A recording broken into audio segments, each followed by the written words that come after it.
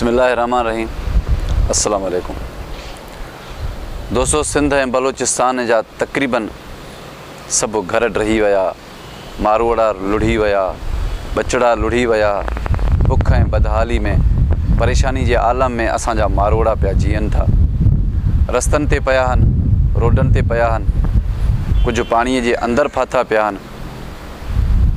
तव्हां जेके बि दोस्त आहियो, अल्लाह जूं महिरबानियूं तव्हां सां गॾु आहिनि।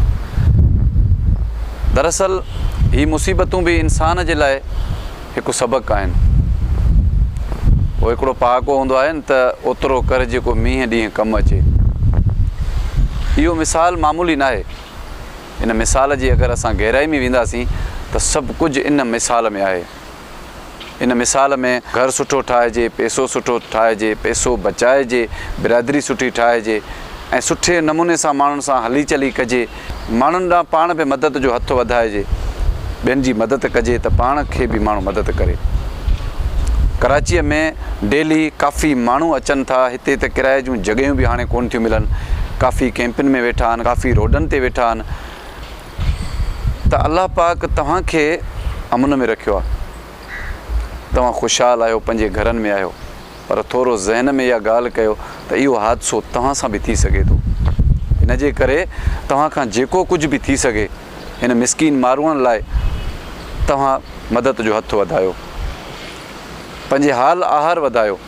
मां नथो चवां त तव्हां सभु कुझु लुटाए उन्हनि खे ॾियो, पर तव्हां मां हिकु हिकु शख़्स अगरि नंढड़ी बोतल पाणीअ जी, बिस्किटनि जी फारी या के साबुण, के दाल, के खंडु, के पती या चांवर, अटो, किलो अटो बि तव्हां अगरि कंहिंखे ॾींदव त हिन महिल ॾियण जो जेको अजुर आहे उहो अलाह ॼाणे थो त केतिरो हूंदो।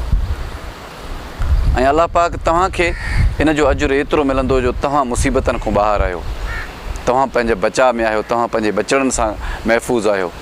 जिन जा बचड़ा दरपदर आहिनि, जिन जा बचड़ा लुढ़ी विया, हिन महिल उन्हनि खे पंहिंजे सिरनि जी लॻल आहे त मतां इन बुख बदहाली जे करे मतां असांजा ॿिया बचड़ा बि मरनि, मतां घर जा सरबराह बि मरी वञनि बुख में।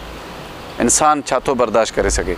मुंहिंजो हिन वीडियो ठाहिण जो मक़सदु इहो आहे त तव्हांखे ख़ासि अपील थी कजे त तव्हां खां जेको बि थी सघे हिकु पाकिस्तानी हिकिड़ो नंढे नोट जी बि वसियत अगरि तव्हां वटि आहे न, नंढो नोट पाकिस्तान जो 10 रुपए जो आहे, अगरि तव्हां 10 रुपया बि ॾींदव त यकीन कयो इहो 10 रुपया बि हिननि मिसकीननि जो बचाव करे सघे थो।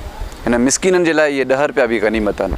तव्हां खां जेको बि सामान पहुची सघे, फ्रूट पहुची सघे, सब्ज़ी पहुची सघे, जेको बि तव्हां ॾेई सघो अलाह जे ॾिने मां पंहिंजे हाल आहार।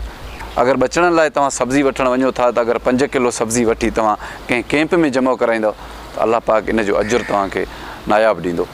पंहिंजो ख़्यालु रखिजो। अलाह निगहबान।